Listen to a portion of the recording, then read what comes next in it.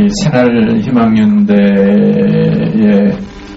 그 1월 첫 번 이렇게 말씀을 드릴 기회를 마련해 주신 우리 정동희 상임 대표님, 또 김자동 선생님, 김병태 교수님, 또 우리 임원들 여러분께 감사드립니다. 저는 그 말씀드리는 이유가 대한민국에서 가장 귀중한 조직이 있다고 그러면 새날희망연대라고 생각합니다.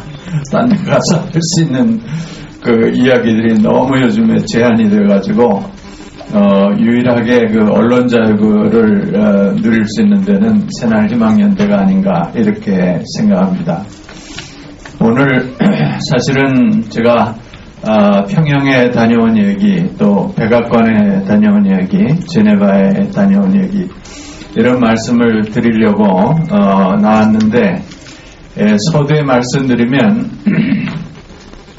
제가 평양에 가서 거기 애국 열사 능이라고 하는 능이 있습니다. 거기에 이제 그 한반도의 통일을 위해서 일하시던 많은 분들이 묻혀 있는데, 김자동 선생님의 아버님이 거기 계시다는 얘기를 제가 김자동 선생님 그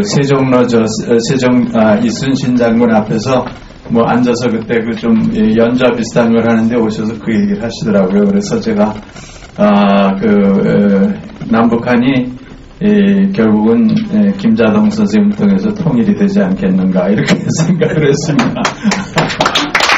아버님은 평양에 계시고 아드님은 서울에 계시니까 통일이 다 된 것 같습니다. 제가 스케치만 말씀을 드리면은 평양에 8월 13일 날 들어가서 17일까지 4일을 있었는데, 물론 뭐 3번이나 초청장이 왔지만 항상 통일부에서 못 가게 거부를 했기 때문에 뭐 갈 수 있다는 생각을 전혀 하지 못했습니다. 그런데 그래서 사실은 8월 13일 날 아침에 비행기를 타야 되는데 제가 8월 12일까지도 짐을 하나도 안 쌌어요. 그랬더니 제 차가 평양을 가는 사람이 내일 아침에 떠나는데 짐을 왜 안 싸놓느냐 그래서 진짜 짐을 안 쌌었습니다. 하도 이제 자꾸 취소가 되기 때문에. 근데 어떻게 됐는지 그 통일부에서 약간 아마 착각을 하셨는지 어떻게 됐는지 가도 된다 그래서 이제 19명이 평양에를 갔습니다. 그래서 이제 그 후에 보니까 여러 분들이 평양을 가시려고 많은 노력을 하셨더라고요. 근데 허락이 결국은 남측에서 안 나는 겁니다. 그래서 결국은 이 통일의 가장 큰 장애는 이 남한의 정치를 하시는 분들이 아닌가 그런 느낌이 사실은 좀 있었습니다. 근데 오늘 제가 말조심하기로 결심하고 나왔습니다. 요즘 여러 사람들이 추방도 한다 그러고 국가보안법으로 또 감옥에 갈 분도 나오는 것 같고 그래서 저는 아주 감옥 가는 걸 전혀 싫어합니다. 어떤 분들은 그 취미생활로 왔다 갔다 하시더라고요. 근데 저는 날씨도 춥고 그래서 별로 제가 이 좁은 공간에 오래 못 있어요. 그냥 넓은 데로 돌아다녀야지. 그래서 이제 안 가려고 계획을 하고 있습니다. 사실은 6월 달에, 금년 6월에 제네바 보세이라고 하는 세계교회 협의회 조직에서 국제회의를 하는데 북한 대표 4명이 왔습니다. 강명철 목사님하고 이제 김현철, 그 다음에 리정로, 이분들은 그리고 이제 최 선생님 이렇게 오셨는데 사실은 그분들은 저하고 상당히 오래 한 27년 이상 이렇게 교류가 있던 분들입니다. 처음 만나는 분들이 아니고요. 그분들하고 그냥 조그만 말하자면은 소들이 지내는 마국간을 고쳐가지고 조그만 여관을 만들어 놨어요. 거기서 이제 같이 지냈습니다. 그러니까 새벽에 깨서도 만날 수 있고 식사를 거기서 하고 또 잘 때 밤 10시까지 같이 노래자랑도 하고 이야기도 하고 새벽제가 잠이 없어서 2시, 3시 나오면은 또 그분들도 잠을 못 자가지고 또 2시, 3시에도 만나고 이런 이제 굉장히 그 가깝게 이렇게 만나게 됐죠. 근데 강명철 선생님은 어떤 분이냐 하면 여러분들이 그 김일성 집안이 강씨 집안하고 결혼을 합니다. 그래서 그 강반석, 강양욱 그게 이제 소위 칠골에 사는 집안이고 그다음에 김일성 집안은 또 이제 망경대 집안이라고 그래서 뭐 망경대하고 칠골이 거기가 거기지만 두 집안이 말하자면 결혼에 의해서 지금까지 사실은 권력을 유지하고 있는 그런 집안이죠. 거기에 이제 강양옥 목사의 아들의 아들이에요. 손자입니다. 그분이 지금 54세인데 처음으로 이런 국제 무대에 얼굴을 내놨습니다. 그 아버님하고는 제가 한 25년 동안 북한에 이제 그분이 그 인민위원 최고위원회 위원이고 또 상임위원 17명 있습니다. 인민위원 최고위원 중에 상임위원이 17명인데 여러분 아시지만은 상임위원장이 법률적으로는 국가를 대표하는 게 이제 북한의 형식입니다. 네, 거기에 상임위원으로 계시는 분이 이제 목사님이에요. 그 아들인데 그걸 그대로 다 물려받으셨더라고요. 이래서 시민 최고위원인 동시에 상임위원이고 나이는 54세고 그래서 이제 그거를 보면서 북한이 50대로 지금 내려가고 있어요. 권력의 그 실무를 담당하시는 분들이 뭐 이렇게 여러분들이 뭐 80대 이런 분들이 나타나시지만은 그 북한 내부에는 그 말하자면 자유롭게 이야기를 하면서 난상 토론을 할 수 있는 그룹이 있다. 그런 겁니다. 우리가 보통 생각하면 이북은 그냥 위에서 명령하면 순종하고 끝 이렇게 되는 조직이라고 생각하는데 북한을 운영하는 안에는 40대와 50대의 젊은 세력들이 나와서 무슨 얘기든지 할 수 있다는 거예요. 거기에 이제 이정로라는 분이 들어가 있습니다. 그분하고 제가 오랫동안 뭐 다른 게 아니고 그분이 통역을 이제 영어를 하시기 때문에 통역을 하는데 제가 이제 영어를 참 엄청나게 잘합니다. 여러분 그걸 인정해 주시기를 바랍니다. 그래가지고 정말 그렇습니다. 제가 한 2,000명, 3,000명 이런데 동시 통역을 하는 경우가 많은데 그래서 그분하고 이제 국제에 가면 그분도 통역을 해야 되고 저도 하고 그러다 보니까 정말 그 동지적인 그런 게 생겼습니다. 그래서 그분이 저한테 이제 잘 알려지지 않은 속 이야기를 좀 해주는 겁니다. 그 속 이야기 중에 하나가 뭐냐면, 보통 사람들은 이분은 그냥 명령과 순종밖에 없다 이렇게 생각하는데 그게 아니라는 거죠. 무엇든지 얘기할 수 있는 자유가 있다는 거죠. 이걸 또 계속해서 얘기하면 제가 또 뭐 신승리처럼 되니까 글로는 안 나고 하여튼 이북은 나쁜 게 굉장히 많은 나라입니다만은 이제 그래서 거기서는 그저 뭐든지 비판할 수도 있고 또 이야기도 할 수 있고 그래서 이제 저희가 북을 상대로 할 때 중요한 포인트가 뭐냐 하면 우리가 제안해야 될 거는 분명하게 제안을 해야 됩니다. 그리고 또 우리가 비판해야 될 거는요 거침없이 비판을 하셔야 됩니다. 그러면 그 사람들이 그걸 다 수용을 하는 겁니다. 수용할 수 있는 능력이 있는 겁니다. 이제 편견에 이렇게 잡혀 있는 게 아니라는 거 그런 말씀을 제가 드리고 싶고요. 그래서 이제 그분들하고 뭐 그냥 이런 제가 잔 방이 어떤 방이냐면 이런 비싼 방이 아니고 제가 이렇게 쓰면 천정이 딱 부딪혀요. 왜냐하면 이게 마구간을 갖다가 여관으로 만들어서 이 천정이 높지않아요. 그런 방에서 이제 혼자 자는 것도 아니고 둘이서 젊은 목사님하고 같이 잤는데 그 밑에 층에는 이제 이북 대표들이 있는 거예요. 그래서 이제 아주 뭐라고 할까 자유롭게 이제 만나고 이야기도 하고 또 노래들을 그렇게 하는 걸 좋아해서 이제 딴 사람들은 이렇게 레크레이션 할 때 내가 먼저 하고 그 다음은 이제 우리 주정한 선생님이 노래하러 지명하는 거 있잖아요. 그런 지명 게임을 하고 그래 놀았어요. 근데 이북 대표는 우리는 한 곡만 하는데 그분들은 두 곡씩 하시더라고요. 그래서 상당히 권력을 점령하는 취미가 있는 분들하고 지냈습니다. 자, 그런데 거기에서 중요한 사고가 하나 났어요. 무슨 사고가 났냐 하면, 거기 이제, 한 15개국의 여러 나라 대표들이 있습니다. 미국, 독일, 영국, 프랑스, 무슨, 스웨덴, 무슨 이런 오스트레일리아, 섞여 있는 그룹인데, 그 회의를 할 때, 북한에 대한 인도주의적인 지원에 대한 회의를 하겠다. 이렇게 테마를 잡았어요. 그래서 우리 이제 한국교회 제가 속해 있는 NCC에서 그건 절대로 안 된다. 북한의 인도주의적인 지원이라는 테마를 가지고 2박 3일 하는 거 안 된다. 큰일 난다, 이거는. 그래서 그걸 반대를 했어요. 그랬는데도 이분들이 이제 한 토론 세션 중에 2시간을 갖다가 인도주의적인 지원에 관한 세션을 만들어가지고 이제 발표를 둘째 날 한 겁니다. 거기에서 이제 사고가 났어요. 어떤 사고냐면, 쉽게 얘기하면 한겨레 신문을 대만에, 미국하고 대만의 대표가 나와서 한겨레 신문에 우리가 이제 이북에 쌀을 40만 톤 보냈다, 비료를 얼마 보냈다, 이런 거 있잖아요. 밀가루 얼마 보냈다. 그걸 통계를 쫙 발표를 하기 시작하니까 또 그분이 상당히 20년 전에 벌써 평양에 들어갔다 오시고 평양에 심지어는 가서 2년 동안 살기도 하신 팀이에요.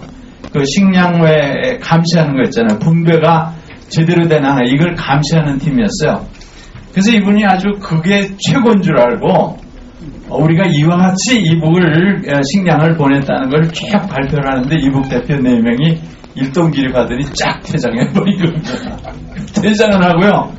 안 들어오는 거예요. 2시간 동안 이북 대표가 다 나갔는데 무슨 회의를 합니까? 그래서 회의가 이제 중단이 되고 12시부터 이제 2시까지 점심시간인데 이북 대표들이 어디로 갔는지 안 보이는 거예요.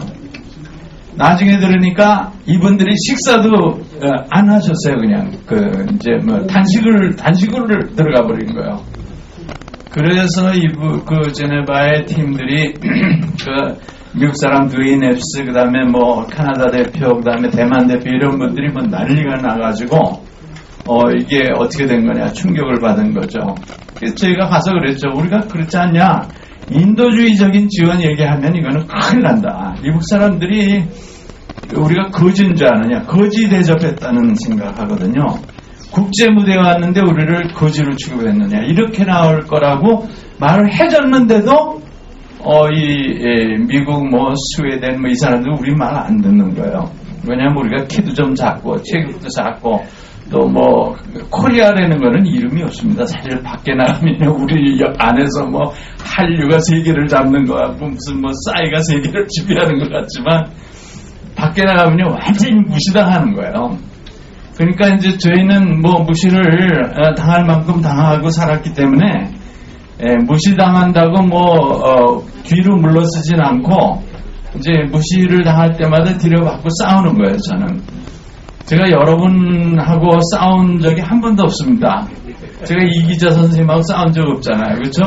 김승자 선생님하고 싸운 적 없어요. 그렇지만 저는 이 하얀 인간들이나 일본 사람 보면 아주 열불이 나가지고 잘 싸웁니다. 그리고 되게 이겨요. 이기는 게 중요해요. 싸워서 치면 아무 소리 없습니다. 그래서 이제 그런 일이 있었고, 그러니까 그 전에도 무슨 얘기를 북측에서 하냐면, 요만큼 주고서 신문에다가 마치 남한 사람들이 북한을 다 먹여 살린 것처럼 그렇게 얘기한다는 거예요. 사실 그렇거든요. CCC라는 복음주의 단체가 있는데 거기서 무슨 북한에다가 염소를 13만 마리를 보냈다든가 그렇게 뉴스에 나오더라고요. 야, 염소 13만 마리면 좀 먹을 게 있겠다 그렇게 생각했는데 나중에 보니까 130마리 보낸 거예요. 근데 기자가 하여튼 딱 보고 거기에 130이라고 썼는데 13만이라고 읽는 이런 정신착란증에 우리 남한 사람들이 걸려있는 겁니다. 그래서 밀가루 100톤 보내고서 100만 톤 보냈다. 이런 식의 착각이. 그래서 그동안 그렇게 많이 보냈는데 그거 다 어디다 썼냐 이거요. 다 누가 먹었냐 이러고서 막 욕을 해야 되는데 제가 북한 사람들을 보면요 위장에 쌀이 700g 이상 못 들어갑니다. 이게 다 미국 사람의 뭐 위장이 7천만 킬로가 들어가는 게 아니에요. 똑같습니다. 그러니까 우리가 가지고 있는 굉장한 그 해석학적 오류가 있는 겁니다. 오류를 하는 거예요. 똑같은 걸 봐도 다르게 볼 수 있잖아요. 파란 걸 보고도 빨갛게 보고 빨간 거 보고도 까맣다 그러고 그러잖아요. 여러분 동아일보, 조선일보 뭐 이런 거 보세요. 다 이렇게 색깔을 잘못 판단하고 있는 거 아시죠? 그게 이제 북한만 상대하면 그 증상이 나타나는 거예요. 그게 해석적 오류가 자꾸 발생하는 겁니다. 또 미국 사람들이 저는 참 미국 사람들을 사랑하거든요. 친미주의자입니다, 저는. 그리고 13년이나 살았고 제가 이 세계적으로 유명한 하버드 대학교도 다니고 말이에요. 박사도 하고 뭐 예일 대학교에 가서 강의도 했어요. 제가 강사도 했습니다. 그런 훌륭한 사람인데 근데 이 사람들이 착한 사람은 천사예요. 정말 이제 뭐 짧은 시간에 얘기할 수 없지만 세상에 천사가 있다면 이런 사람들이 천사지 라고 생각할 정도로 훌륭한 사람이 있는가 하면 참 악마 중에 악마가 그 중에 또 있어요. 그래서 그 사람들이 뭐냐 하면 똑같은 걸 보고 판단을 자꾸 잘못하는 거예요. 그게 오류를 하는 겁니다. 그래서 이분들이 한반도에 와서 다 좋은 일만 했다고 하는 착각 속에 있는 겁니다. 근데 정동익 선생님한테 물어보세요. 미국이 한반도에 와서 다 좋은 일만 했죠? 그렇게 물으면 아니요. 그렇죠. 고개 끄덕끄덕 하셨어요. 이 정직하신 분이거든요. 제가 존경합니다. 이제 그래서 오바마라든가 뭐 백악관이라든가 국회의원 다 자기들이 한반도에 대해서 다 잘했는데 거기에 그 나쁜 놈들이 끼어가지고 자꾸 미국에 대해서 뭐 이런쿵처럼 하고 반대한다 이런 판단을 가지고 있는 겁니다. 그래서 이제 저희가 해야 될 제가 싸우는 게 뭐냐면 이 사람들의 그 판단을 바꿔주는 작업을 해야 돼요. 전환을 시켜야 됩니다. 생각하는 내용을 바꿔주고 너희들이 틀렸다 이것을 얘기를 해주고 또 그 도전을 자꾸 해야 돼요. 거부를 하고 도전하고 뭐 그냥 총 쏴서 죽이지만 마십시오. 근데 그 이외에 모든 저항을 해야 돼요. 또 사진을 찍은다니까 심장이 두근두근. 그래서 자 찍으십시오. 자, 근데 제가 우리 대한민국 사람들이 가지고 있는 특성이 있어요. 너무나 순해요. 동물에 비하면 소 같은 사람들입니다. 여기 있는 분들은요. 그래서 그냥 일은 죽어라 하고 고기도 다 갖다 바치고 가족도 다 바치고 그러고도 내가 정말 인생을 더 좋은 일을 못했구나 그런 양심의 가책을 가지고 무덤에 들어가는 종자가 이 한민족이라는 종자입니다. 그래서 이제 우리가 이 종자 개량을 좀 해야 되는데 좀 싸우는 훈련을 하셔야 됩니다. 그래서 늑대 같은 훈련, 호랭이 같은 훈련. 그래서 저는 연세대학교에서 강의를 일생하는데 늘 내가 강의할 때 목표는 뭐냐? 여러분을 다 합기도 2단으로 만드는 거다. 그렇게 얘기를 해요. 너무 싸울 줄을 모르니까 싸우면 맨날 울고 들어가서 한 맺힌 인생 그래가지고 한의 민족이 되어버린 거예요. 뭐 한강이 어떻고 한탄강이 어떻고 맨 한입니다.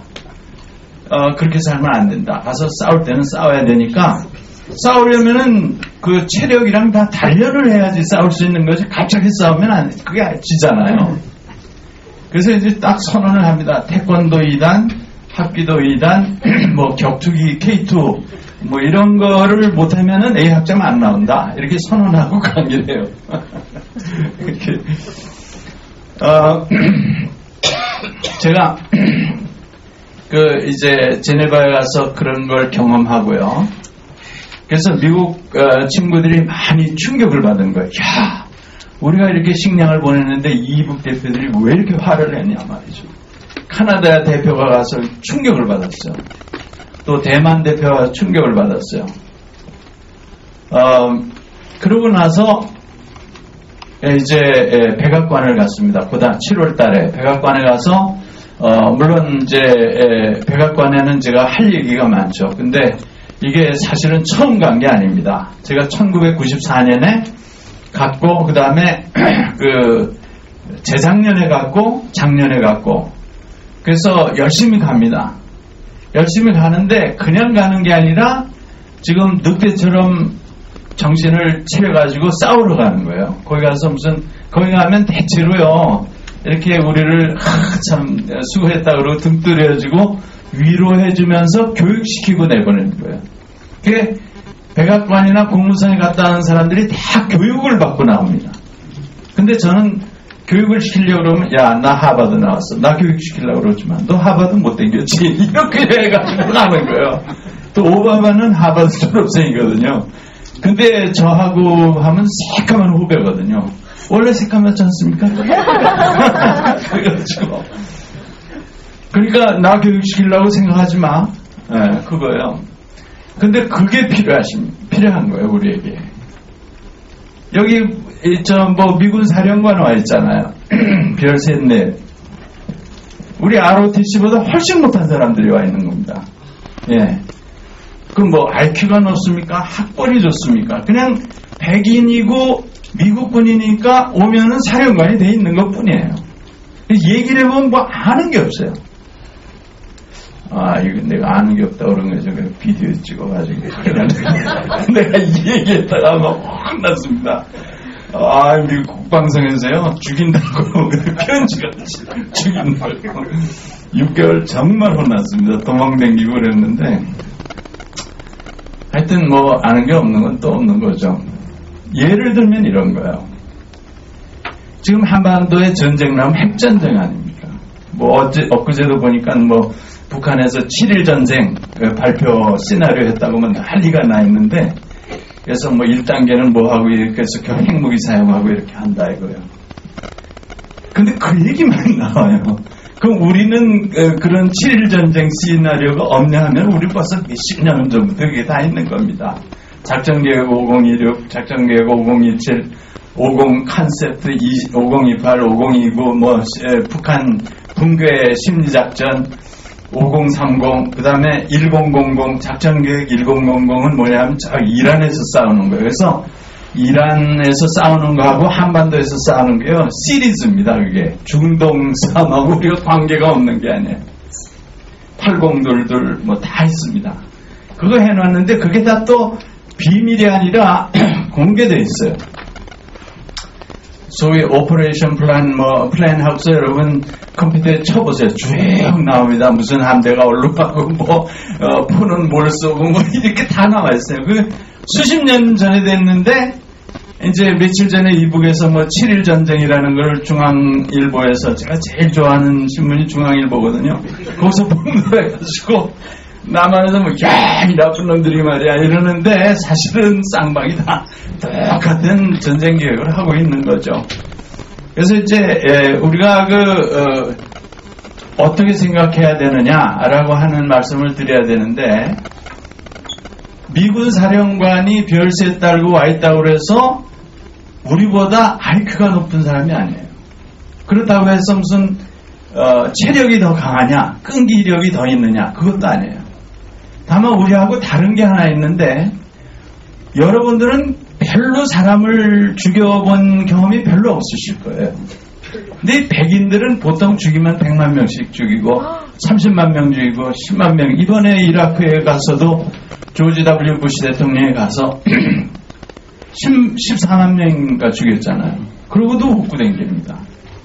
유명한 스님이 하신 말씀이 있어요. 두 종류의 사람이 있다는 거죠. 어떤 사람은 사람 한 명 죽이고 일생 동안 괴로워하면서 내가 이런 잘못을 저질렀다고 사는 사람이 있고, 어떤 사람은 10만 명을 죽였는데 항상 즐거워하고 웃으면서 사는 사람이 있다는 거예요. 근데 이제 아셔야 될 거는 영국 사람이나 미국 사람이나 호주의 백인들이나 프랑스 사람들은 사실은 많이 죽이고도 괴로워하는 마음이 별로 없고 사는 사람들입니다. 근데 그 사람들이 이제 우리나라를 사실은 침공해 들어온 것이죠. 그래서 아시죠? 제가 그런 얘기를 하면은, 아이고, 깜짝 놀랐네요. 아, 불을 끄신 건가요? 예. 아, 전 또 전쟁이 났나 그래가지고.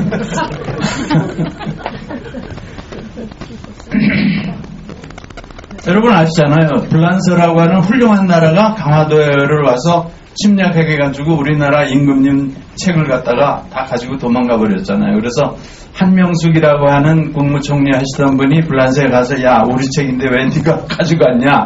내놔라 그랬더니 이 컴퓨터가 지 마음대로 막 들어가네요. 근데 하여튼 뭐 이 내용은 별로 중요하지 않습니다. 제 머리만 잘 보십시오. 자, 우리가 가서 왜 너희가 강화도에 있는 피난가서 임금님이 그 조그만 도서관을 하나 뭐 외규장각이라는 거 있었는데 그 책을 다 가지고 갔거든요. 불란서 사람들이 와서 한반도에 와서 깜짝 놀랐다는 거예요. 뭘 놀랬냐? 불란서의 시골에 가면요, 농가에 가면 책이라는 게 없었어요. 그때는 책이 없었습니다. 근데 조선이라는 데 침략해서 강화도 들어갔더니 집집마다 책이 한 권씩 있는 거예요. 천자책이라는 거는 다 있다. 그런 문화가 높은 사람이 사는 데라는 걸 모르고 들어온 거예요, 이분이. 그래서 한명숙 씨가 가서 그랬잖아요. 우리 책 도둑질해 갔으니까 내놓으라고 그랬더니 그건 안 된다고 그러고 빌려주겠다. 그래서 임대를 해서 지금 서울대학교의 도서관에 가면은 불란서에 우리 책을 도둑질한 거를 우리나라 가서 빌려다가 우수한 서울대학 교수들이 공부를 하고 있어요. 이게 말이 됩니까? 이거는 안 되는 거죠. 그러니까 이걸 어떻게 되냐면은 불란서를 이제 국제 형사재판소에 고소를 해야 됩니다. 그래서 그 도둑질한 거를 다 물어내고 찾아내고 보상받고 배상받아야 됩니다. 그 다음에는 영국이 또 들어왔잖아요. 영국이 와서 검은도 점령했죠. 뭐 미국은 또 와서 뭐 토마스인지 어떻게 거기에 했다고 그래가지고 해령대가 와가지고 초지진이랑 강화도에 다 때려부시고 그랬습니다. 죽이고. 그러면 우리 군인을 그렇게 부당하게 들어와서 죽였으면 우리가 고소를 해야죠. 어디다 해야 되느냐? 국제 ICC 인터내셔널 크리미널 코트 요즘에 이제 이북을 갖다가 거기다 건다 그래가지고 난리가 나 있는, 우리도 고발을 해야 되는 겁니다. 이 얘기도 이제 이런 식으로 나가다가는 제 장래가 어떻게 될지 그 얘기하려고 나왔어요. 물론 그러니까 이게 너무나 착해요. 한국 사람들은. 고발할 땐 고발하고 싸울 땐 싸우고 이기고 뺏긴 건 가져오고 이걸 해야 되는데, 자, 일본이 다 뺏어갔죠. 언제 우리가 찾아온 거 있어요. 뭐 엉터리로 이곡불이라고 받아왔는데 그 엉터리로 이렇게 하고서 뭐 자기네 정당 조직하는 비용으로 다 쓰고 말이에요. 다 날려버리고. 이렇게 하면 안 된다 이거죠. 그래서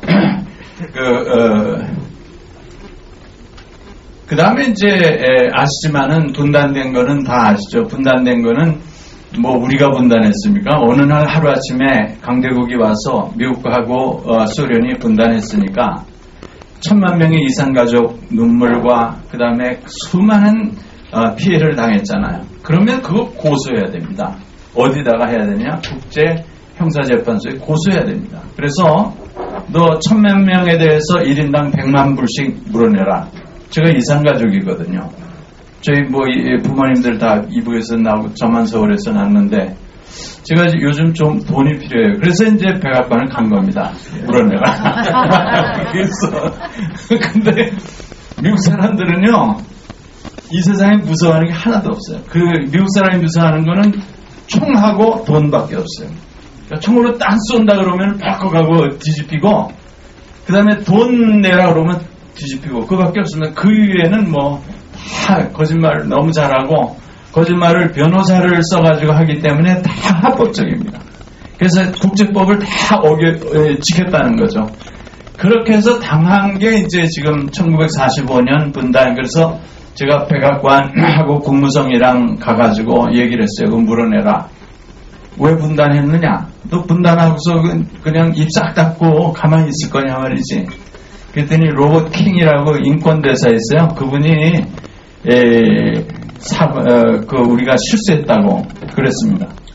그 다음에 또 실수했다는 얘기를 했는데 1950년 1월에 애치슨이라고 하는 미국 국무장관이 있었어요. 그분이 소위 애치슨 라인이라는 선을 그었습니다. 선을 그어서 시간이 없기 때문에 지도 안 보여드리겠습니다만은 일본과 남한 사이의 바다에다 선을 하나 그었어요. 그러고서 말하기를 전쟁이 나면 일본만 방어하겠다. 그렇게 얘기한 겁니다. 그러면 전쟁이 나면 일본만 방어하겠다 그러면 남한은 공중에 뜨는 거죠. 그리고 이북이 있고. 그러니까 그 말을 하면 북쪽에서는 어떻게 생각하겠어요? 미국이 남한을 갖다 우리한테 주는구나. 선물로. 이렇게 판단할 수 있게 유도를 한 거예요. 그러니까 이제 그러고 북한에 대해서는 경제 제재를 가한다. 그게 애치슨 선언입니다. 그래서 제가 로버트 킹한테 따졌어요. 이 선언을 해놓고서 너희가 책임을 안 질 수 있느냐? 그것 때문에 한반도에는 300만 명 이상의 사람이 전사자 나오고 부상자 나오고 이렇게 하지 않았냐? 그러니까 이것도 물어내야 된다. 그러니까 그때 애치슨 장관이 실수했다고. 그래서 그날 3번 실수했다고 얘기를 했어요. 증인이 7명이 있습니다. 거기 남한에서 들어간 분이 이제 NCC에 총무하는 김영주 목사, 조은정 목사, 그 다음에 이제 막 해리슨이라고 하는 흑인 미국 감리교 목사님, 백인 목사 이래서 여러 명이 들어갔습니다. 증인이 있기 때문에 제가 말씀드릴 수가 있어요. 그리고 이번에 백악관에 7월 달에 금년에 가서 이제 2팀으로 돼가지고 한 팀은 로버트 킹하고 만나게 하고, 그건 지금은 사실은 솔직히 말씀드리면 로버트 킹은 별로 중요한 사람이 아니에요. 그분은 인권 이런 거가 중요한 것 같지만, 업적도 없고, 평양에도 못 가고, 이런 분이에요. 그 다음에 이제 사일러라고 하는 사람이 우리를 안내를 했습니다. 제가 여기, 가져왔습니다만은, 보여드릴 이제 파워포인트에 안 돼서 그렇습니다만은 이제 사일러랑 사진을 찍었어요. 나중에 제가 거짓말 하나 안 하나 하실 분은 와서 스마트폰으로 사진 찍어도 괜찮습니다. 사일러를 만났는데 제가 얘기한 게 뭐냐면 평화 협정을 당장 체결해라. 너희 미국하고 유엔하고 이거 다 해놓은 거 아니냐. 평화 협정하고 대북 적대정책 하는데 취소해라. 대북 적대정책 취소하고 그 다음에 북한에 대해서 경제 협력하고 외교도 정상화하고 그렇게 해야 된다. 그렇게 안 하면은 이건 절대로 미국이 정말 천당 갈 수 없다 이거는. 그렇게 얘기를 했어요. 근데 사일러라는 사람이 어떤 사람인가 여러분 배경을 잘 모르실 거예요. 이분이 상당히 한국말을 잘하시더라고요. 그래서 어떻게 그렇게 한국말을 잘하냐 그랬더니 자기가 와이프가 한국 여자라고 그래요. 그리고 그 다음에는 연세대학교에 와가지고 공부를 했다는 거예요. 그러냐고 나도 연대 그랬더니 저를 동창인 줄 알고 버르장머리 없잖아요. 저는 교수인데 저를 동창 취급을 하는 거예요. 야 이놈아 내가 국제학대학원에서 학생으로 공부한 게 아니고 나는 거기서 30년 강의를 했다. 근데 내가 안 택했지 니가. 이제 이렇게 해가지고 일단 양코를 눌러놓고 일단 눌러야 되거든요. 코를 때리면 상당히 아파요. 코피도 나고. 넌 학생이 교수를 보고서 알아보지도 못할 뿐더러 그 다음에 또 한 가지 중요한 게 뭐냐면 이분이 아주 예술을 잘 믿는 것 같아요. 그래가지고 이 하영조 목사님이라는 분이 계신 온누리 교회에 가서 하영조 목사님 통역을 3년이나 했다는 거예요. 자, 이 통역 3년 하려면은요, 이거 진짜 한국말에 대한 이해가 깊어야 돼요. 그래서 이 사람 중요하다. 이 사람이 지금 미국의 대북 정책을 실질적으로 총괄하는 사람이에요. 그 밖에 많은 사람이 있죠. 무슨 썬킴도 있고. 근데 썬킴은 한국 사람으로 미국에 갔지만 제가 감히 말하는 거는요, 제가 뭐 우리 애들도 미국에서 자라났고 막 낳고 그랬으니까 잘 아는데요. 미국에서 자라면은요, 한국말 못합니다. 이기자 선생님 혹시 손자 미국에 없어요? 없어요? 여러분 손자 보세요. 가서 얘기하면 한국말 못 알아듣습니다. 그냥 뭐 간단한 인사나 했지 이게 안 돼요. 그래서 사실은 제가 성킴이라고 하는 대사 이외에 다른 모든 대사들 뭐 허바드라든가 크리스토퍼 힐, 버시바우 뭐 오면은요 가서 이 얘기 다 하는 거예요. 다 했지만 썬킴만 안 했어요. 심은경한테 가서도 했어요. 또 내가 쓴 글 다 갖다 주고.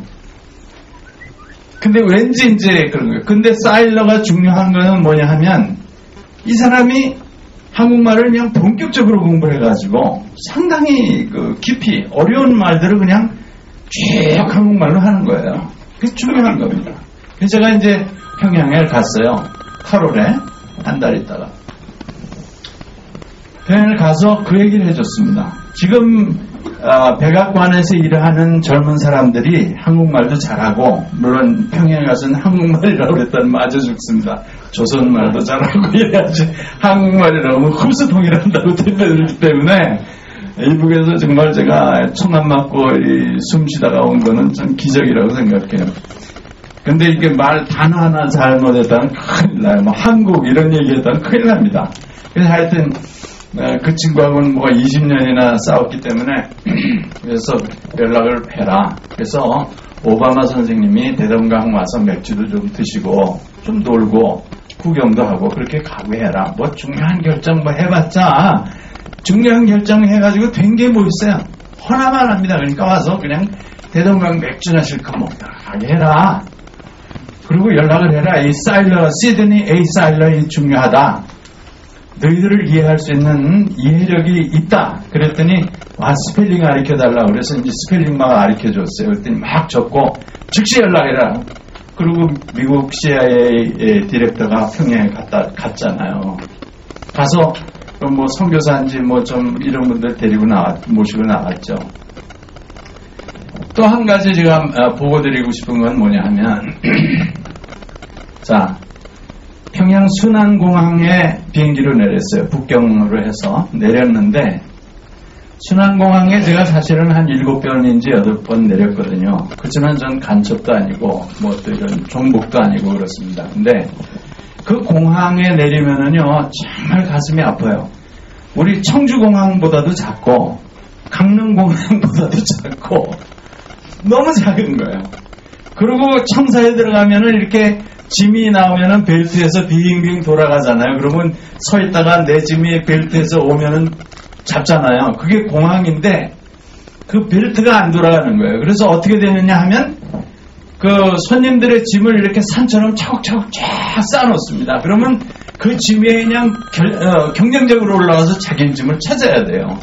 이건 뭐 100군데 올라가는 것보다 더 힘듭니다. 자, 근데 그런 공항인데 이번에 가서 제가 충격을 받은 게 뭐냐 하면 비행기가 내렸는데 비행기가 굴러가지 않습니까? 굴러가는데 아무리 굴러가도 청사가 안 보이는 거예요. 청사가 작은데 뭐 김포공항의 6분의 1이라고 그래요. 작은데 이게 어떻게 된 건가? 그리고 이제 저는 또 정보 채취를 해야 되니까 창문 밖으로 혹시 인민군 비행기렉도 보려고 말해요. 뭐 또 열심히 하는데 아무것도 안 보이고 그냥 콘크리트 길이 촥 거의 내 기분에 20분쯤 굴러가는 것 같아요. 그만큼 공항이 커졌다는 말씀을 제가 드리는 거예요. 어마어마하게 커졌어요. 이야, 이게 뭐가 바뀌긴 바뀌나 보다. 그러고 나와서 이제 시내로 한 20분 차로 가야 평양 시내거든요. 근데 가는데 그 길가에 있는 집들이 확 바뀐 거예요. 옛날에는 정말 좀 죄송한 말입니다만은 이북에 이런 1층 집이라는 거는요, 제가 그냥 태권도로 딱 치면은 부실 수 있을 정도로 허약해 보이는 집들입니다. 기와도 그냥 딱 치면 쫙 깨질 수 있는 흐물흐물해 보여요. 근데 그게 아니더라고요. 싹 바뀌었어요. 가는데 이런 이 아람드리로 된 기둥 같은 게 한 수천 개가 길가의 양쪽에 이제 8열 종대로, 이북은 뭐든지 딱딱 줄이 맞잖아요. 근데 8열 종대로 사이로 이렇게 굵은 나머지 뭐가 쫙 있는 거예요. 그래서 도대체 이게 뭐냐 말이에요. 뭐 한두 개도 아니고 뭐 5,000개인지 7,000개인지. 그래서 제가 그 오경호 목사님 서기장한테 여쭤봤어요. 도대체 저게 뭡니까? 그랬더니 또 이렇게 딱 대답을 안 해요. 그분들이 뭐라 그러냐면, 저거 아마 미국 CIA가 인공위성 띄어서 쫙 촬영하고 저게 고사포 수천 문이 자기네를 떨어뜨리려고 있는 거라고, 그렇게 아마 인공위성으로 찍으면 그렇게 나올 거라고 그래요. 근데 그게 이제 대포는 아니고, 지금 생각하니까 그 자작나무, 이 소련에 가면, 러시아에 가면 그 자작나무라는 거 많죠. 그거를 이렇게 잘라가지고 다 잎사귀 띄고 여기 세워놓은 것 같아요. 그래서 지금 와서 제가 해석하는 게 뭐냐면, 이게 이제 이북이 지금 하는 게 뭐냐면 나무 심기 운동을 합니다. 나무가 너무 없으니까 연료도 없고 산에 이제 다 그 비료로 뭐 나무 잎도 안 떨어지고, 그러니까 식량도 점점 줄어들고 생산이 줄어들고 굶어 죽는 거 아닙니까? 350만 명이 굶어 죽는 거 아닙니까?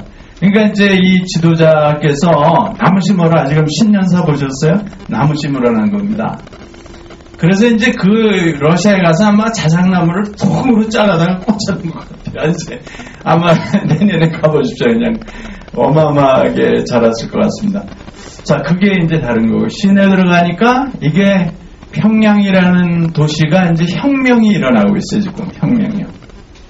이것도 저는 이제 신문미 씨와는 다른 시각으로 말씀드려야지 제가 또 골치 아파지니까요. 이것도 머리 빠질 일이 있어요. 다 빠졌는데 이미. 근데 너무 바뀔 거예요.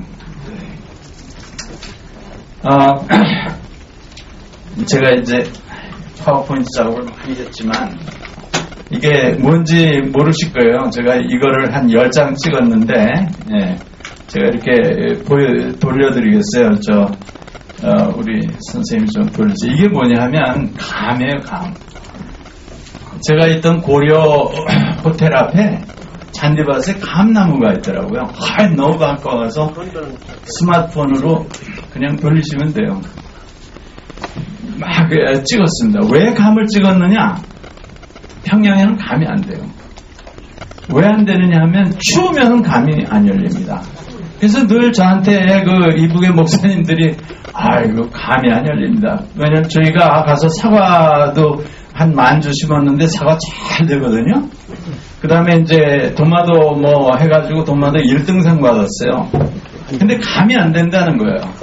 그래서 이북 사람들을 좀 먹이려면은 뭘 해야 되는데, 그래서 저희가 연구해서 하는 게 밤나무 심는 걸 합니다만, 그거 하면 뭐 150만 톤 이게 잘 돼요. 그래서 잘 시작해서 한 10만 주 심었는데, 훌륭하신 이명박 대통령 때부터 이제 다 못하게 하니까 그때부터 7년 동안 지금 못 심어서, 저는 뭐 이 세상에 지금 제가 다 행복한데, 유일하게 가슴 아픈 거는요, 이 북에 제가 7년 동안 밤나무 못 심은 거밖에 한다는 거 없어요, 지금. 그게 뭐냐 하면, 밤이라는 건 아주 척박한데, 심고 척박한데 심은 다음에 돌보아주지 않아도 밤이 열리는 게 특징입니다. 그리고 낮은 데는 다 뭐 쌀도 하고 보리도 하고 뭐 옥수수하고 이제 사과 심고 딴 데는 다 하지만, 아주 높고 척박한 데는 아무것도 할 수 없는 데가 160만 정보가 있어요. 그 160만 정보에 이거를 하면 북한 식량 문제는 완전히 끝난 겁니다. 그러니까 7년 전에 그때 심었으면 지금 북한의 식량 문제가 없어지는 거예요. 아직도 굶는다고 그러고, 아직도 옛날에 그 고난의 행군이 다시 시작된다는 소문이 들리거든요.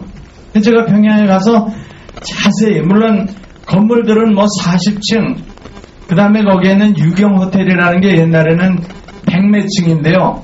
그걸 짓다가 도중에 그냥 내버려둬가지고 시꺼먼 콘크리트 100몇 층 되는 게 그냥 귀신 건물처럼 있어요. 귀신 같아. 딱 보면, 야, 평양은 귀신이 있구나 하는 정도로 겁이 나는 건물인데, 그거가 보석처럼 반짝거리게 만들어 놓은 거예요. 보석처럼. 여러분이 지금은 우리나라 TV에 많이 나옵니다. 평양 탁 하면 가운데 삼각형으로 된 건물이 있어요. 그게 류경 호텔인데 지금은 아주 반짝거리는 건물로 이렇게 되어 있어요. 그러나 뭐를 제가 보냐 하면요, 그 보통강을 걸어가는데 웬 사람이 땅바닥에 이렇게 거머리처럼 딱 붙어 있는 거예요. 그래서 야, 이거구나. 저는 이제 그 사람 옆을 괜히 빙빙 머리가 딱 가까이 하면서 관찰을 하는 거예요. 이 사람이 뭘 하나. 그 땅바닥에서 돌멩이를 하나씩 이렇게 들치고 있는 거예요. 그러면서 그 밑에 자세히 보니까 썩은 도토리 같은 게 몇 개가 있더라고요. 그거를 이제 찾는 거예요. 근데 이렇게 지나가면서 보면요, 전혀 동작을 하지 않는 것처럼 보입니다. 동상 같아요. 그게 이제 북한 사람들이 식량을 구하는 기술입니다. 망경대도 갔더니 거기도 또 망경대가 어떤 데입니까? 그 김일성 가족이 있는 엄청난 성지구 공원입니다. 근데 거기도 딱 땅바닥에 붙어있는 사람이 있는 거예요. 그래서 제가 또 안 보는 쪽, 또 북쪽에 제 친구들이 보면은 뭐라 그러거든요. 아이 선생님 왜 이런 건 자꾸 봅니까? 그 사진 찍었다가는요 출국 못해요. 미국 사람 제일 싫어하는 거는 자기네 가난한 모습을 사진 찍으면 그 걸리는 겁니다. 또 자기네 아주 보여주기 싫은 부끄러운 거를 사진 찍으면 안 되죠. 그래서 제가 사진은 못 찍고 이제 감은 뭐 좋으니까 많이 찍었어요. 감이 잘 돼요. 그게 뭘 의미하냐면 이제 희망이 있는 겁니다. 북한에. 그러니까 감이 된다는 얘기는 먹을 게 늘어난다는 얘기예요. 식량이 늘어나는 것이고, 그거는 왜 그렇게 되느냐 하면 지구가 자꾸 온난화되면서 이북이 점점 따뜻해지는 거예요. 그래서 과일이 제주도에서 되던 게 전라도에서 되고, 전라도 과일이 경기도로 올라가고 하는 거 다 아시죠? 지금 대구의 감은, 대구의 사과는 별 볼 일 없고 강원도 사과가 맛있다고 바뀌잖아요. 그게 올라가는 겁니다. 평양으로.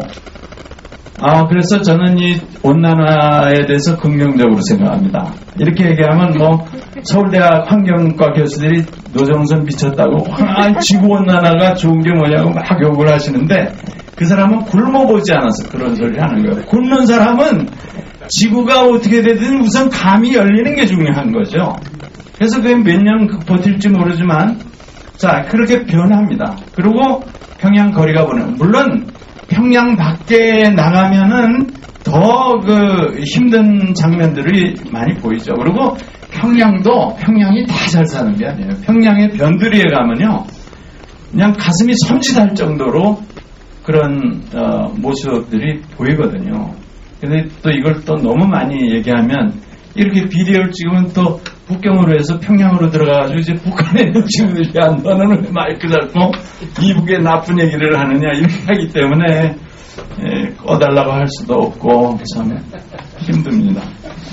자, 그런 면이 있다는 걸 아셔야 돼요. 근데 이런 걸 잘 모르는 사람들이 백악관에 있거든요. 그래서 이 머리를 바꿔줘야 돼요. 그래서 제가 이제 늘 말씀드립니다만은 바락오바마.com 이렇게 해가지고 자꾸 이메일을 보내야 돼요. 그러면 뭐 우리가 이메일 보내면 무슨 미국 대통령이 뭐 읽느냐, 괜찮습니다. 한국말로 쓰셔도 돼요. 왜냐하면 사일러가 한국말을 연세대학에서 배웠기 때문에 그 정보보원들이 한국말을 이해합니다. 그래서 5장 이상의 똑같은 내용의 편지가 오면 아침에 보고할 때 대통령에게 어제 이런 게 왔습니다. 보고를 한다는 거예요. 그게 규칙입니다. 요즘은 이메일 시스템이니까는 그게 몇 개인지 제가 숫자를 정확히 모릅니다만은 자꾸 보내셔야 돼요. 그러니까 이기자 선생님이 자꾸 그냥 필기만 하지 말고 백악관에다가 막 보내셔야 돼요. 공무성에다가 막 써가지고 뭐 팩스로 보내시든지 이메일로 보내시든지 그냥 등기로 보내시든지 자꾸 보내야 됩니다. 그렇게 자극을 하지 않으면 이걸 바꿔놓을 수가 없는 상황이죠. 그래서 이제 제가 말씀을 좀 정리를 해야 되겠는데, 사실은 북한이 김일성 때 상당히 경제 성장이 9%로 이렇게 빠르게 올라갔습니다. 토지개혁하면서. 그래서 사회주의권 중에 가장 속도 빠른 경제 성장이 북한이었습니다. 그게 언제 꺾여졌냐 하면 1968년에 푸에블로를 원산항에 갖다 놓고 원산 바다에 놓고 정보를 채취하는 걸 보고서 깜짝 놀라서 거기에 있는 뭐 분대장이 포를 쐈는데 그냥 명중을 해버린 거예요. 그러니까 이북 사람들이 총을 잘 쏩니다. 조심하셔야 돼요. 박광자 선생님 돌아가셨잖아요. 뭔 좀 죄송합니다만 돌아가신 분. 그 18살짜리 소녀가 그냥 그 처음 군대 복무하러 나와가지고 뭐 서라 그러는데 안 쓰니까 뛰니까 쏜 거예요. 근데 사실은 좀 죄송합니다만은 그것 때문에 오이사도 생기고 이런데 오이사 이제 즉시 취소해야 되죠. 근데 이북 말이 우리 같으면은 거긴 가면 안 되게 이렇게 제가 거기를 여러 번 가봤어요. 그 철조망도 가시가 없는 철조망 2m나 되는 철조망이 있고 모래로 또 성을 쌓아놨어요. 그 바닷물이 왔다 갔다 하는 데는 철조망을 안 하고 그럼 들어가지 말라는 뜻이 분명하게 있는데 거기를 이제 넘어가셨더라고요. 그래서 한 80m 지점에서 돌아가셨는데 그때 또 미군하고 한국군이 대규모의 군사훈련을 하고 있은 겁니다. 근데 그 고성에서 방어를 못하면 원산까지 그냥 뚫린다는 거예요. 이북의 군대 조직이. 그러니까 이제 거기에 있는 고초가 잘못하면 이제 원산까지 공격을 당하니까 이 어린 사병이, 여자 사병이 그냥 정신 차리고 있는데 웬 뚱뚱한 굉장히 큰 인간이 하나 들어오니까 서.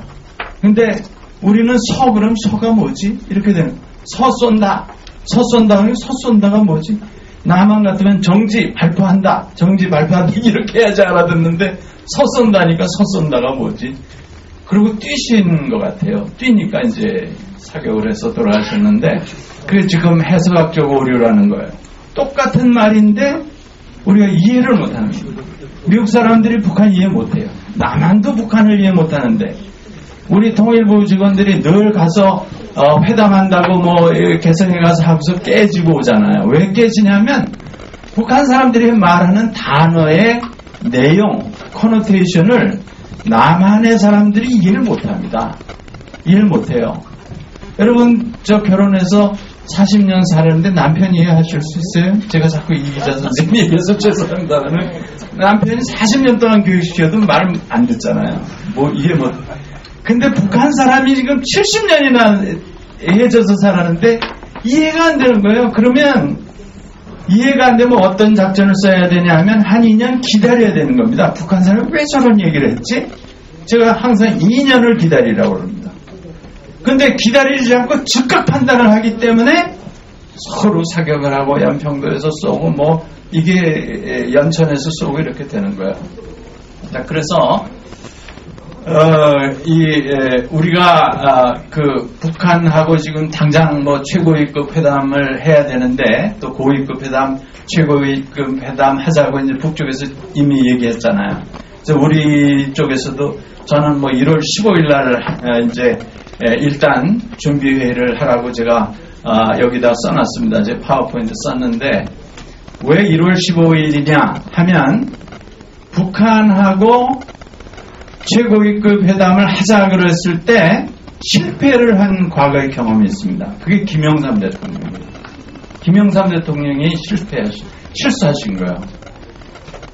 1994년에 미국이 영변 북한을 폭격한다고 그랬습니다. 난리가 났어요. 야, 박한식 교수랑 제가 이제 그때는 통일부에 제가 정책자문을 하고 있을 때입니다. 박한식 교수는 미국에서 평양을 뭐 70번을 갔다 오신 전문가 아니에요. 세계적인 전문가요. 저보고 박한식 교수가 큰일 났다. 전쟁 난다. 미국이 이제 친다 이거예요. 그럼 뭐 끝나는 거죠. 그래서 이제 난리가 났는데 그러니까 김일성 그때 어떻게 했습니까? 그 전쟁을 막기 위해서 지미 카터가 대동강에 간 거예요. 그래서 김일성 만나고 정말 대동강 맥주를 좀 잡수셨는지 뭐 댄스도 하시고 노래도 하고 뭐 그래서 그 부부가 이렇게 해가지고 북한에게 이제 방송이 다 돼가지고 이북의 어린아이 만나면은 물어보면은 지미 카터를 알아요. 이북의 어린아이들이. 그냥 입 딱 벌리고 웃는 남자 이렇게 알고 있어요. 그래서 전쟁을 이제 카터가 가서 막은 겁니다. 그러니까 분위기가 싹 반전이 되니까 그럼 김영삼 대통령하고 김일성하고 이제 정상회담하자. 그게 6월 29일입니다. 그 해에. 근데 기독교 방송국에서 저한테 전화가 왔어요. 정상회담 제안이 나오는데 교수님 언제 하면 좋겠습니까? 그래서 7일 이내에 해야 된다고 그랬어요. 7일 이내. 그러니까 딴 사람들은 뭐 8일로 하자는 얘기가 있고 그런데 7일 이내면 뭐 7월 9일 이내에 해야 됩니까? 7월 8일 6일 이내에 해야 됩니까? 왜 이렇게 급하게 얘기합니까? 그래서 이거는 7일 이내에 안 하면 박테리아가 껴서 깨진다. 그렇게 얘기했어요. 정확하게 박테리아가 껴서 깨진다. 김일성이 사망했잖아요. 빨리 했으면 되는데 정상회담 됐으면 우리가 지금 이렇게 살겠습니까? 이제 오늘처럼 말이에요. 가슴 아까도 두 분이 말씀하시면서 가슴이 아픈 거거든요. 뭐 남북 간의 교류 협력이 되는 게 하나도 없잖아요. 북한에 투자한 사람은 쫄딱 망했잖아요. 그리고 뭐 무슨 뭐 자동차 운전 뭐라 그러나요? 2588 하는 거 그거 자동차 운전하시고 뭐 실업자 되고 막 이렇게 됐잖아요. 그때 정상회담을 할 계기가 왔었는데 빨리 했어야 되는데 그게 김일성 스트레스 사망으로 깨졌거든요. 지금도 여하튼 북쪽에서 고위급 회담, 최고위급 회담도 할 수 있다 했으면 일주일 내에 쇼부를 봐야 되는 거예요. 죄송합니다. 쇼부라는 게 일본 말이니까. 하여튼 끝장을 내야 되는 거예요. 그러니까 이제 통일부에서 정신 바짝 차리고 연락 전화하고 막 해가지고 우선 개성에서 실부자끼리 뭐 국장이든지 해가지고 만나자 해서 작업을 빨리빨리 해가지고 뭐 3월 달에 정상이 회의를 하도록 이렇게 하는 것이 지금 해야 될 일이라고 생각하고 우리 시민들의 입장에서도 빨리 하자 이렇게 막 밀어붙여야 됩니다. 그래야지 그냥 뭐를 하는지 모르겠어요. 저는 정부가 그냥 텔레비전 보면 똑같은 얘기가 나옵니다. 뭐 삐라 보내는 거는 자유 행동을 하기 때문에 자유민주주의가 어떻게 삐라를 막느냐 이런 훌륭한 얘기를 계속 하고 있거든요. 제가 연천에 갔어요. 그 이북에서 고사총 쏴가지고 떨어졌다 그래서 제가 못 견디거든요. 그런 일이 있어서 연천에 가서 보니까 구멍이 이렇게 10cm 콘크리트에 10cm인데 그게 주민회관인가요? 그 동사무소 같은 마당에 주차장에 떨어졌더라고요. 이거 사람 맞았으면 뭐 죽은 거죠. 자, 이렇게 위험한데도 이제 자유민주주의 국가에서 표현의 자유를 막을 수 없다라고 하는 얘기는 그게 무슨 얘기냐 말이에요. 이거 안 되는 거거든요. 아니 우리가 여기 계신 분들이 표현하려고 그럴 때 저지 안 당해보신 분 한번 손 들어보세요.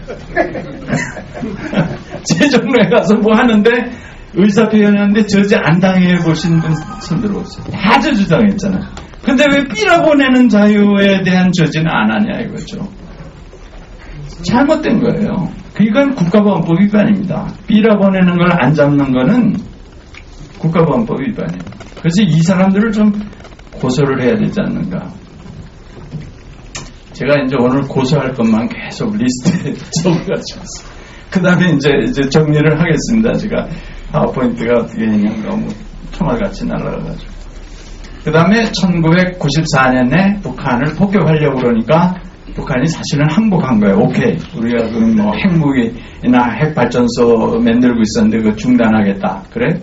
미국에서 그러면은 우리가 너희들이 필요한 원자력 발전소 경수로를 지어줄 테니까 너희들이 만드는 거는 흑연 감속로인데 그거는 폭탄 만들기가 쉬운 거니까 그건 문 닫아라. 그래서 이제 그 말을 들은 거예요. 그리고 미국이 말했으니까 믿은 겁니다. 미국이 원자력 발전소 라이트 워터 리액터라는 거 소위 경수로라는 거를 지어준다는 걸 믿었어요. 근데 미국이 계속 안 지어주는 거예요. 결국은 2006년 2월에 이제는 다 없어졌다 그러고 제껴버린 겁니다. 그러니까 완전히 허당이 된 거예요. 그러니까 우리말로 하면 속인 거죠. 속인 거. 속인 거고 거짓말한 거고 영어로는 치팅한 거예요. 왜 그렇게 됐느냐? 다 물어보면요. 미국 전문가들이 김일성 죽고 나면 그 나라는 붕괴되는 것이다. 3개월을 김일성 없이 3개월 이내에 붕괴된다. 6개월 이내에 붕괴된다. 1년 못 남긴다. 제일 길게 잡는 사람이 2년 이내에 붕괴된다고 그랬어요. 요즘에 텔레비전에 나오는 북한 전문가들이 그때 다 나와서 다 붕괴된다고 그랬는데 다 틀린 거예요. 그때 저만 노정선이라는 사람만 붕괴된다고 그러지 않는다고 그러더라. 저는 근거가 있는 거예요. 거기 이제 미국의 카터 센터 에머리 대학교에 중국 외무부 차관이 나왔어요. 차관이 마침 또 노씨예요. 그리고 그분이 원래 철산에서 태어난 사람이, 제가 철산 노씨거든요. 근데 이분이 나와서 당신들이 지금 북한이 붕괴된다고 그러는데 증거를, 과학적 증거를 대라. 과학적 증거 없이 어떻게 해서 붕괴된다고 그러느냐. 그래서 우리 그때 이제 저랑 뭐 오재식 돌아가신 선생님이랑 여러 대표들이 가서 강문규 뭐 이런 분들이 갔는데, 아니 북한이 붕괴가 안 된다니 그게 말이 되느냐. 붕괴된다고 다 그러는데 김일성 지도력 없이 어떻게 북이 버티냐. 근데 중국 외무부 차관이 무슨 얘기를 하냐면, 여러분들이 모르는 게 있어. 그건 사로총이라는 걸 여러분이 모른다. 이거 사회주의 노동청년회라는 걸 여러분이 모른다. 사회주의 노동청년회라는 게 뭐 20만 명쯤 되는데, 그게 뭐냐면 독립운동을 하다가 돌아가신서 고아가 된 애들, 그 고아가 된 애들을 데려다 놔놓고 이제 계속 먹인 거예요. 먹이고 뭐 어린이 궁전에서 악기도 하게 하고 뭐 이렇게 해서 걔네들을 계속 기르는 애들이 40살이라는 겁니다. 이게 20만 명인데 이 사람들은 무슨 일이 있어도 충성을 바친다는 거예요. 그게 사로총이라는 거예요. 20만 명. 절대로 붕괴되지 않습니다. 그 얘기를 하더라고요. 저는 뭐 제가 이제 남이 하는 말을 믿질 않아요. 저는 다 의심합니다. 여러분이 얘기해보세요. 제가 믿나. 저는 그냥 예수만 믿기로 했어요. 그냥 그랬는데 부처님만 믿든지. 자, 그런데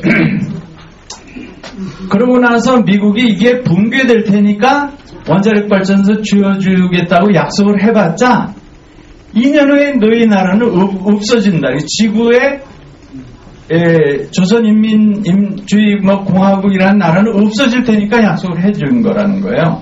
그게 국무성에 있는 사람들이 하는 얘기예요. 제가 국무성이 1994년에서 5년 그때 오재식 선생 돌아가신, 그 다음에 김동완 돌아가신 분, 폴킴이라고 다 돌아가시고 4명이 갔어요. 저만 살아남아 있습니다. 제가 명줄이 길어요. 근데 그때 존 메릴이라고 하는 사람을 만났어요. 국무성. 그분이 뭐라 그러냐 하면은, 여러분 남부군이라는 영화 보셨어요? 남부군이라는 작품 이태가 쓴 겁니다. 그분이 국군 한참 하다가 인민군이 돼가지고 빨치산이 돼가지고 얼어 죽고 굶어 죽고 매맞아 죽고 동사하고 이렇게 하고 나중에 이제 그러는가 국군한테 이제 항복해가지고 살았다가 김영삼 팀에 들어가서 국회의원도 했어요. 그리고 그분이 책을 썼는데 자기가 경험한 거를, 그분이 역사 전공이에요, 대학교에서. 근데 그 책임이 뭐냐면 국군에서 군인의 전쟁 역사 쓰는 책임인데, 아무도 빨치산에 대한 기록, 역사책을 쓰지 않는다는 거예요. 우리 국군 쪽에서 쓴 것밖에 없고 빨치산 쪽에서 쓴 게 없다는 거예요. 근데 그 이태라는 사람이 빨치산을 했거든요. 그러니까 사실은 조정래인가 태백산맥은 그건 좀 그분의 입장은 가짜라고 그러더라고요. 죄송합니다. 조정래 사람한테. 조정래가 자기가 빨치산 해본 적 없잖아요. 어렸을 때 주워 들은 얘기 쫙 해서 이제 돈도 엄청 벌고 그랬는데, 이태는 그거를 출판하려고 그러는데 그걸 빨치산 역사를 출판사에 갖다 주니까 즐거우라고 이건 못 찍는다. 근데 그때 한국기독교교회협회에서 소위 유명한 88 선언이라는 걸 합니다. 그러면서 전쟁 때문에 희생당한 사람들의 인권을 우리가 지켜줘야 된다. 그 얘기를 쓴 거예요. 이산가족 다 왕래할 수 있고 거주 이전의 자유를 보장해야 된다 쓴 거예요. 이태가 그걸 보고 깜짝 놀랐어요. 우리를 밀어주는 사람이 있다. 그래서 한 달 후에 출판사에 갔는데 그걸 찍었어요. 대박이 났어요. 그게 통일 대박입니다. 그래가지고 강남에 15평짜리 아파트를 산 거예요.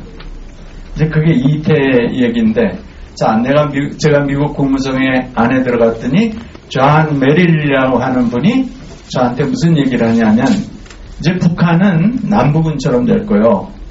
남북은. 그게 뭐냐. 북한은 1994년에 북한은 이제 얼어 죽고 굶어 죽고 매 맞아 죽고 총 맞아 죽고 끝난다 이거예요. 북한은. 그게 존 메릴이 저한테 한 얘기예요. 그 사람이 제주도 반란이라는 그 학술 연구를 해서 이제 유명해진 사람인데 그 사람을 작년에 가서 또 본 거예요. 이렇게 공성 지나가는데 존 메릴이 지나가는 거예요. 아직도 있네. 근데 북한이 붕괴됐습니까? 붕괴가 안 됐잖아요. 자, 이게 미국 사람들이 얼만큼 판단력이 부족한가라고 하는 걸 우리가 알아야 됩니다. 판단력이 부족한 거예요. 이 점을 못 맞추는 겁니다. 이제 그런 사람들이 작전권을 가지고 있으면 이 작전권 가진 사람들이 제대로 하겠어요?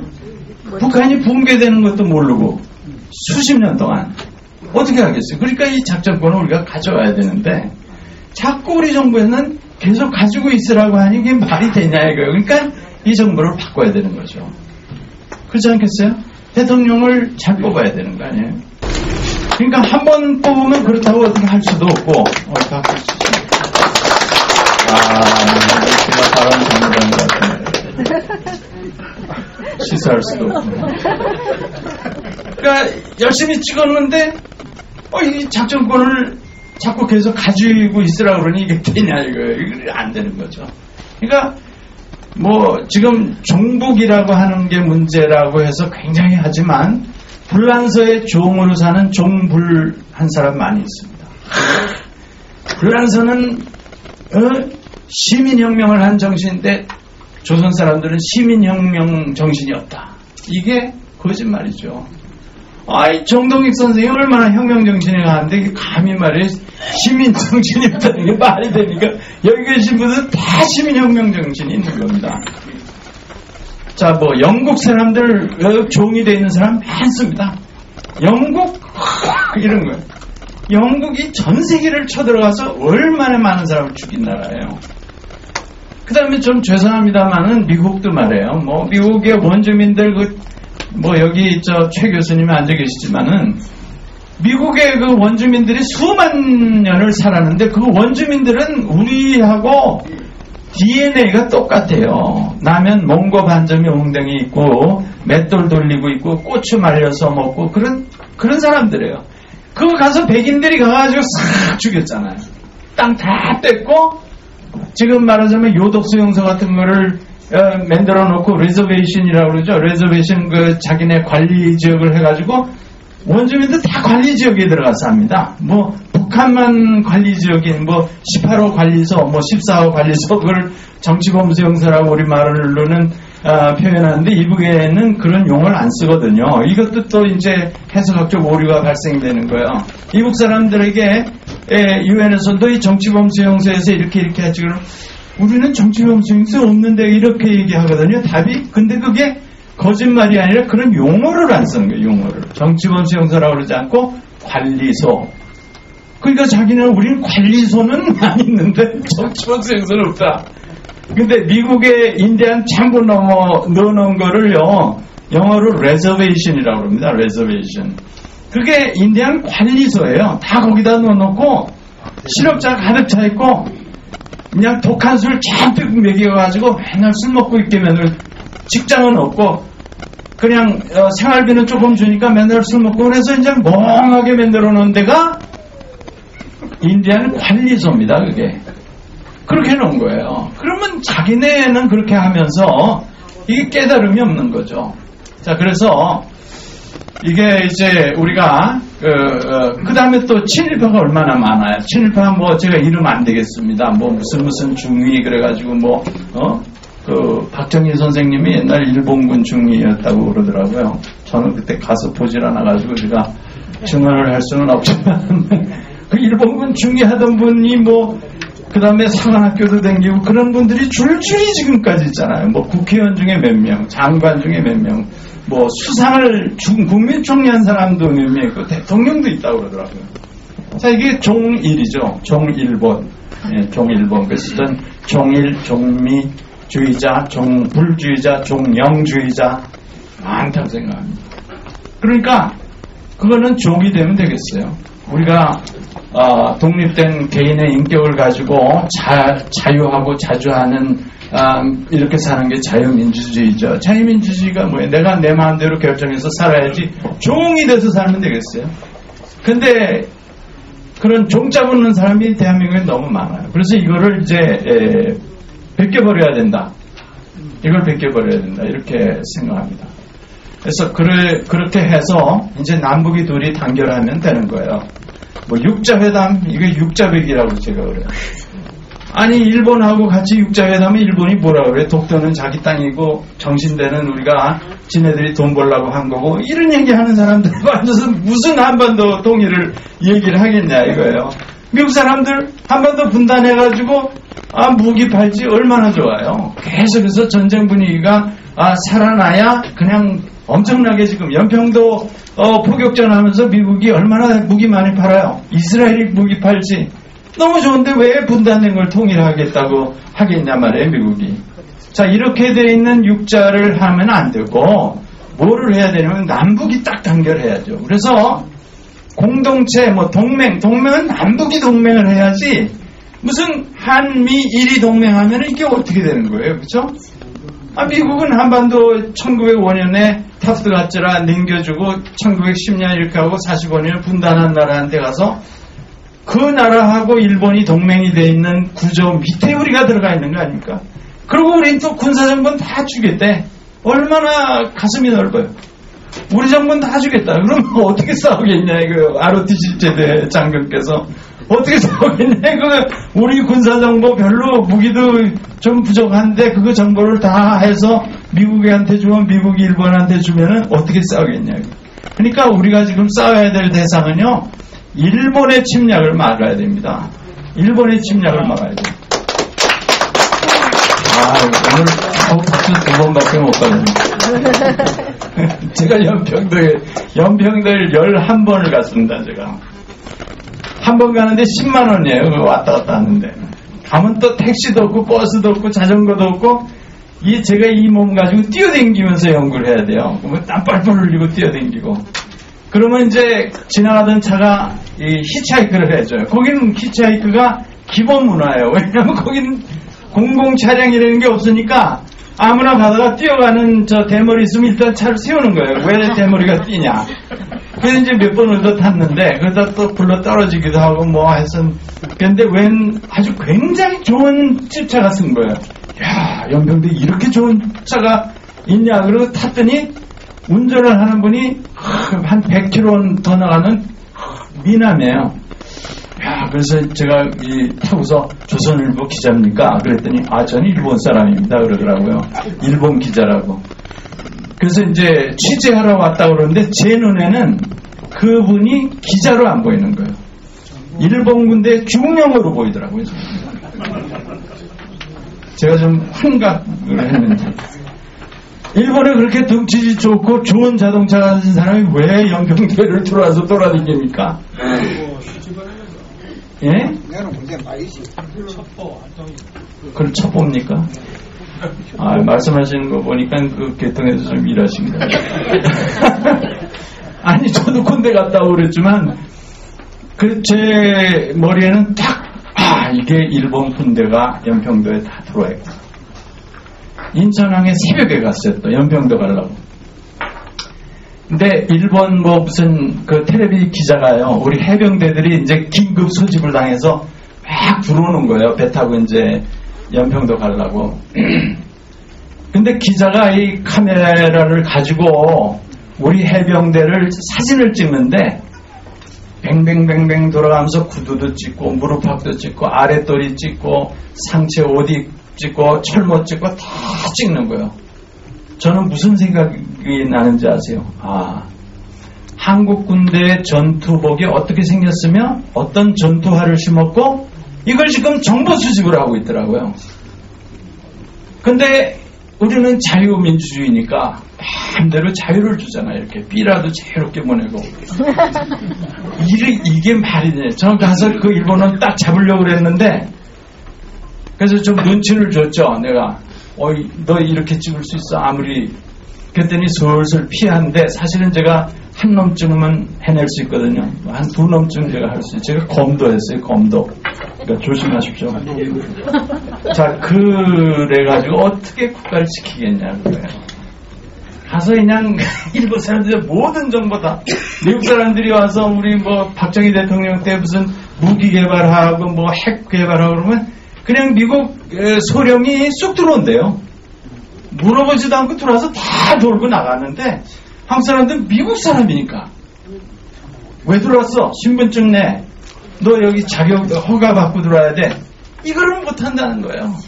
여러분 보세요. 미국 남자가요 여기 시청 앞에 있는 저 도로에서 막 건너가면요 교통경찰이 존경하는 눈으로 봅니다. 절대로 글로 가면 안 돼. 이거 안 합니다. 우리가 지나가면 3만원 내라고 그러잖아요. 왜 건너가는 대로 안 건너갔냐 이러잖아요. 이게 한국 사람들이 이렇게 살면 안 되는 거죠. 이게 이제 영어로 하면 치킨이에요, 치킨.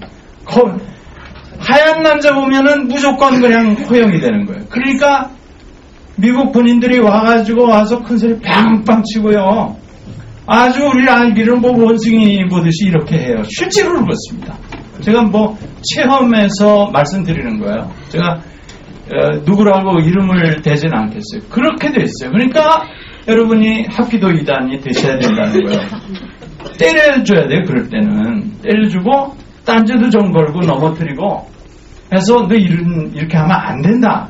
그런 걸 가르쳐줘야 돼요. 그래서 이제 지금 한반도의 문제 해결을 제가 이제 말씀을 한 1분 동안만 하고 정리를 하겠습니다. 여러분이 박수 2번밖에 안 쳤기 때문에 좀 기운이 없어가지고 좀 많이 치지. 성기도도 이거 자꾸 해야 뭐 주먹도 튼튼해지고. 해결하는 길은요 간단해요. 그러니까 북한하고 딱 단결을 하면 되는 겁니다. 단결하고 뭐 오이사도 이제 오이 사다가 뭐 실컷 먹었으니까 오이사도 이제 취소하고 그냥 만나서 우선 풀어나가자. 뭐 개성에 뭐 가면 뭐 40분이면 개성 우리 가니까 또 일국 대표들은 개성에 오면 좋아하니까 평양에서 뭐 덜렁덜렁 차 타고 오면 우리 가서 만나서 풀어보자. 이렇게 해야 돼요. 근데 우리 통일부 장관식으로 해가지고는 참 그 논리가 많이 발달하신 분이더라고요. 어떻게 교묘하게 얘기해서 안 만나도록 하는 그게 왜 그렇게 돼 있는지 내가 이해를 할 수가 없거든요. 우리 대통령께서도 그냥 뭐 이렇게 하시는데 아니 오이사를 뭐 그냥 맨입에 불 수 있느냐 이런 말씀 분위기를 잡고 나는데 그럼 맨입으로 불지 뭘 먹으면서 불겠어요. 그냥 빨리 풀어버려야 됩니다. 그러면 남한도 돈 벌고 북한도 돈 벌고 둘이 다 돈 버는 거예요. 골드만삭스가 그랬잖아요. 2050년에 통일된 한반도는 세계 두 번째 경제 강대국이 된다. 미국 CIA 보고서 보셨죠? 글로벌 트렌드라고 하는 미국 CIA 보고서 우리말로 다 번역돼서 책방에 있습니다.